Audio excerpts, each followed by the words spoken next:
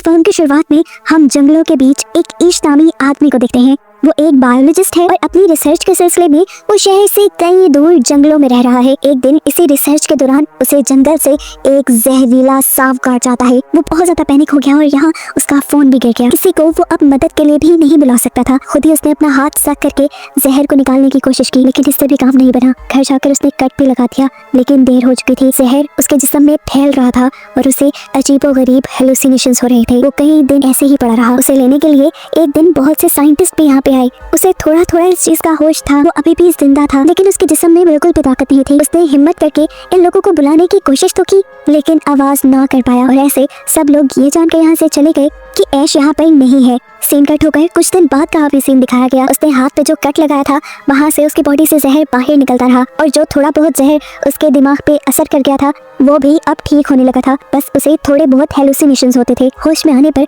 उसने फौरन शहर के हॉस्पिटल जाने का फैसला किया, अपनी गाड़ी साफ की और शहर की तरफ निकल गया। लेकिन एक अजीब चीज जो वो नोटिस कर रहा था, सड़कों पर कोई गाड़ी नहीं थी। और जब वो शहर पर पहुंचा तो वहाँ कोई इंसान जिंदा नजर नहीं आया उसे। सभी बिल्डिंग्स खाली पड़ी थी। ये देखकर वो पैनिक हो गया। यहाँ पर एक पेंडेमिक यानी एक वबा फैली थी। ये वबा इतनी खतरनाक थी कि इसने चंद ही दिनों में सारी की सारी आबादी को मार डाला। इश्क के एक बायोलॉजिस्ट था, वो समझ गया कि काफी दिन वो आबादी से दूर रहा, इसीलिए इस बीमारी ने उसके ऊपर हमला नहीं किया और वो सरवाइव कर गया। जाहिर सी बात है, आबादी खत्म हो गई है तो ना कोई हुकूमत रही है और ना ही यहाँ कोई भी किसी भी चीज का मालिक रहा है। इश्क को यहाँ फौरन अपने पेरेंट्स का ख्याल आया। तेजी से वो गाड़ी घुमाते हुए जब घर गया तो उसने देखा कि उसके पेरेंट्स कई दिनों से मरे हुए थे और उनकी बॉडीज की हालत भी बहुत ज्यादा खराब थी। वो बहुत रोया, लेकिन फिर उसने हिम्मत पकड़ी और अपने ही घर के बाहर उसने कब्र खोदकर उनकी बॉडीज को दफन कर दिया। सुबह उठकर भी उसने पूरा शहर देखा, कोई और सर्वाइवर जिंदा नहीं था। ये बात सोचते ही उसने फैसला किया कि वो एक दूसरे शहर जाएगा।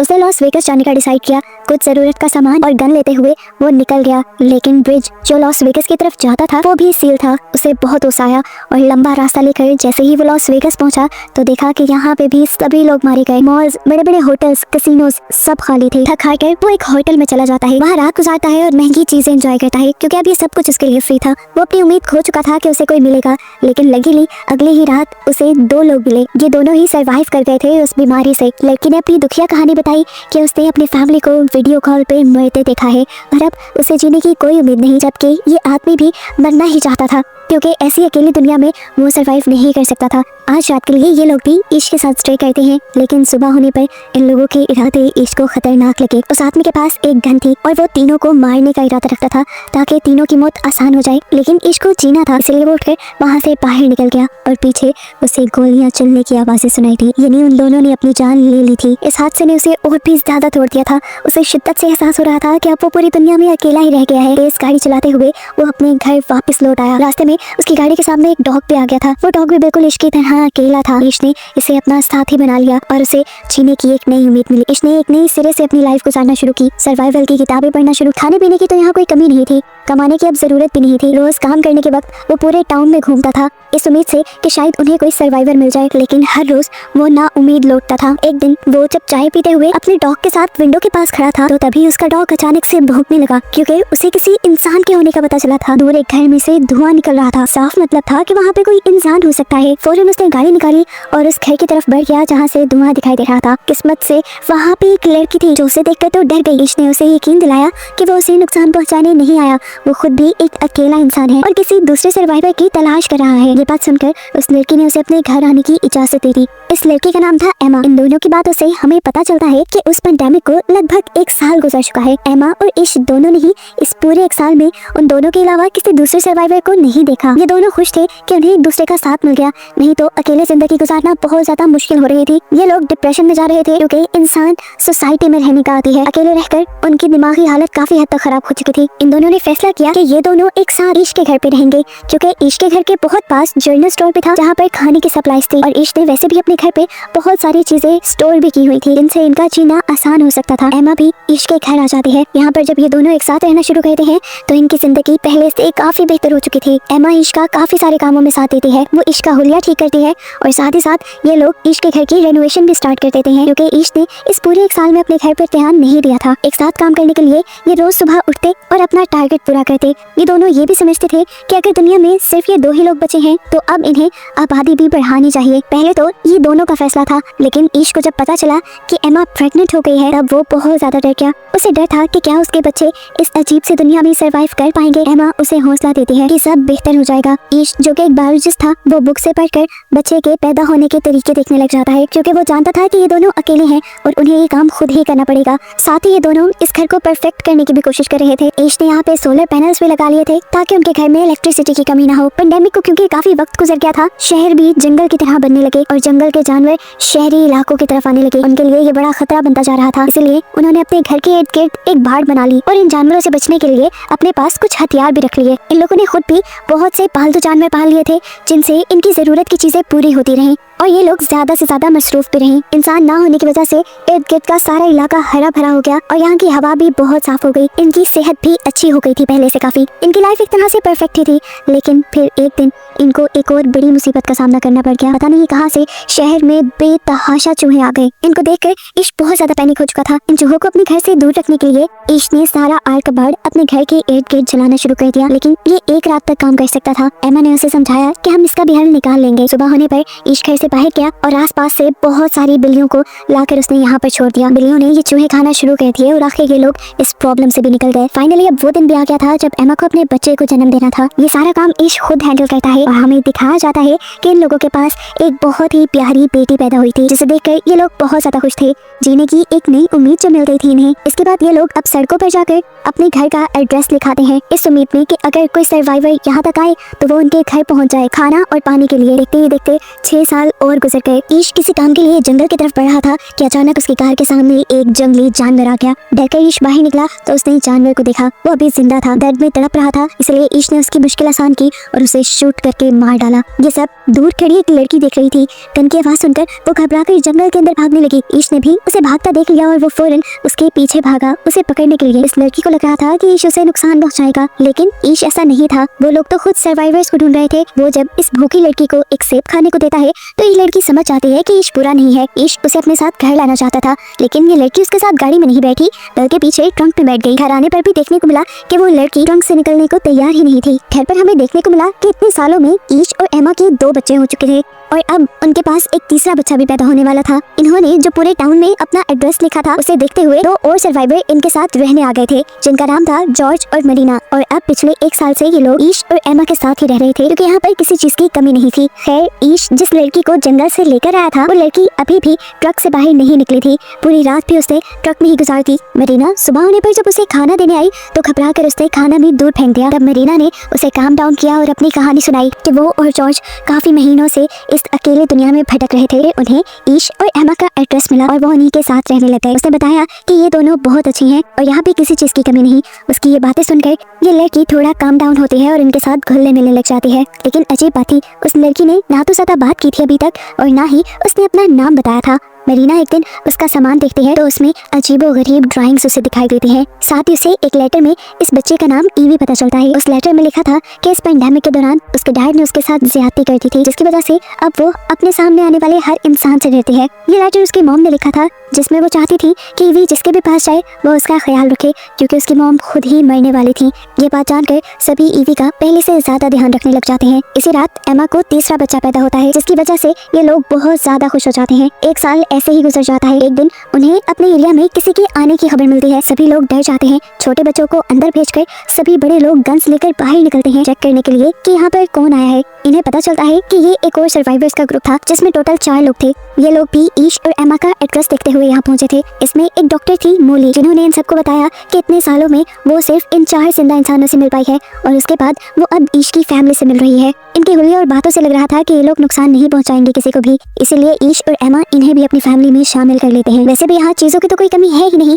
अब ये लोग एक साथ मिलकर एक बड़ी सोसाइटी बना सकते हैं। ईश इन नए मेंबर्स को इस दुनिया में सर्वाइव करने के रूल्स बताता है कि इन्हें हर वक्त अपने हथियार अपने पास रखने होंगे, क्योंकि ये दुनिया अब एक जंगल की तरह बन गई है। जंगली जानवरों का सामना इन्हें आए वक्त हो सकता है। ये लोग सप्लाईज लेने के लिए जब भी यहाँ से बाहर निकलते हैं तो जरूरी है कि ये लोग ग्रुप की शक्ल में निकले, नहीं तो कोई भी जंगली जानवर या कोई और चीज इन्हें नुकसान पहुंचा सकती है। ये सारे असूल बताने के बाद ये लोग सप्लाईज इकट्ठी करने के लिए यहाँ से बाहर निकलते हैं मॉल और हॉस्पिटल की तरफ। मोली जो एक डॉक्टर थी, उसने हॉस्पिटल से बहुत सारी ऐसी चीजें इकट्ठी कर ली थी जिन्हें ये अपनी कम्युनिटी में ले जा सकते थे और जिनसे इन सब लोगों का इलाज हो सकता था। खैर, सालों का वक्त गुजर जाता है और हमें पता चलता है इस पूरे ग्रुप में काफी सारे बच्चे बच्चे हो गए थे और दूसरे कपल के पास भी बच्चे थे। इनकी कम्युनिटी अब बड़ी होती जा रही थी।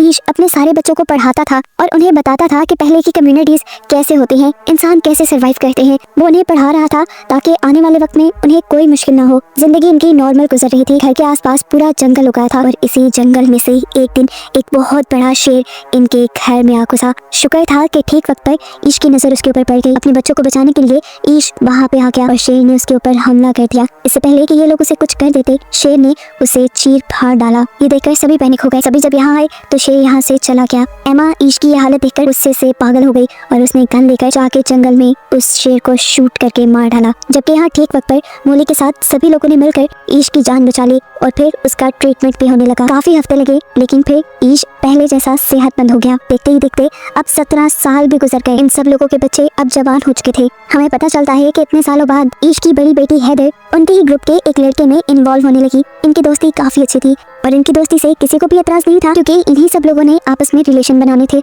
हैदर और ये लड़का अब इस दुनिया को एक्सप्लोर करने और सर्वाइवर्स ढूंढने की उम्मीद में इस टाउन से बाहर जाना चाहते थे। इस चीज पर भी किसी को कोई एतराज नहीं हुआ और ये लोग उन्हें गन्स और कुछ जरूरी सामान देकर सफर पे भेज देते हैं। उनके जाने के बाद यहाँ पर एक और मसला बन जाता है। बाकी रिसोर्सेज तो इनके पास ठीक ठाक थे लेकिन अब इन्हें पानी की कमी का सामना करना पड़ गया था। डैम पर जाके इन्हें पता चला कि डैम्स का पानी खत्म हो रहा है और ये मसला इनके लिए जानलेवा भी साबित हो सकता था। कुछ दिन बाद इनके एरिया में आता है एक और सर्वाइवर्स का ग्रुप जिनके पास 2 ट्रक थे। उनके पास पेट्रोल की कमी थी जो वो ईश से मांगने के लिए आए थे। इसके बदले वो उनसे कहते हैं कि हम आप लोगों की पानी वाली प्रॉब्लम को सॉल्व कर सकते हैं क्योंकि हमारे पास ड्रिल मशीन है और जमीन के नीचे से ड्रिल करके अभी भी पानी निकाला जा सकता है। ईश को ये ऑफर बुरी नहीं लगी थी। उसने अपनी कम्युनिटी में इन लोगों को रख तो लिया लेकिन अपने सभी लोगों को वार्निंग दे दी, संभल के रहना, हो सकता है कि ये सर्वाइवर्स खतरनाक हो। दिखाया जाता है कि अब इन लोगों ने अपनी डील के मुताबिक ईश के घर पे ड्रिलिंग शुरू कर दी थी। कई दिनों की मेहनत के बाद आखिर पानी निकल भी गया और ये लोग बहुत ज्यादा खुश हुए। डील पूरी हो चुकी थी। ईश के लोगों ने भी इन्हें ऑयल दे दिया और आज रात इन्होंने सेलिब्रेट किया। सुबह होते ही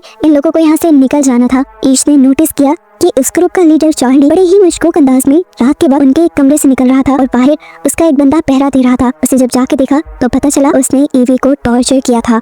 ईश ने जल्दी से ये बात अपनी पूरी कम्युनिटी को बताई। ये बात सच में खतरनाक थी। ईवी ने बताया कि वो कह रहा था कि अब वो यहाँ से कहीं नहीं जाएगा क्योंकि यहाँ पर सप्लाईज काफी ज्यादा हैं और उसके पास बहुत सारी गन्स भी हैं। ये जानकर सभी लोग घबरा जाते हैं और ईश को लगता है कि अब उन्हें चार्ली को मारना चाहिए। अगर उन्होंने चार्ली को ना मारा तो वो उनकी इस पूरी कम्युनिटी को मार देंगे जो इतने सालों बाद बनी है। चार्ली को मारने के हक में तो सारे थे लेकिन कुछ का ख्याल था कि अभी इस दुनिया में बहुत कम लोग बचे हैं। अगर उन्होंने चार्ली को मार दिया तो ये आबादी में बहुत बड़ी कमी नजर आएगी। तब ईश उनसे कहता है कि अगर हमने चार्ली को ना मारा तो हम लोग भी मारे जाएंगे। अब ये लोग एक प्लान बनाते हैं और बाहर निकलकर चारों तरफ से चार्ली को घेर लेते हैं। इससे पहले कि चार्ली कुछ कहता ईश ने एक कुल्हाड़ी से उसकी जान ले ली और उसके बाद उसे दफन कर दिया। ये सब करने के बाद उसे बहुत ज्यादा बुरा लग रहा था। उसने पहली मर्तबा किसी को मारा था, वो भी अपने सर्वाइवल के लिए। वो जानता था कि ये गलत काम नहीं, उसने अपनी कम्युनिटी को बचाने के लिए ये सब किया लेकिन फिर भी वो दुखी था। सुबह होने पर ये लोग चार्ली के ग्रुप को बताते हैं कि इन्होंने इनके ग्रुप लीडर चार्ली को मार दिया है क्योंकि उसने इनकी कम्युनिटी की एक लड़की को टॉर्चर किया था। चार्ली की मौत का सुनकर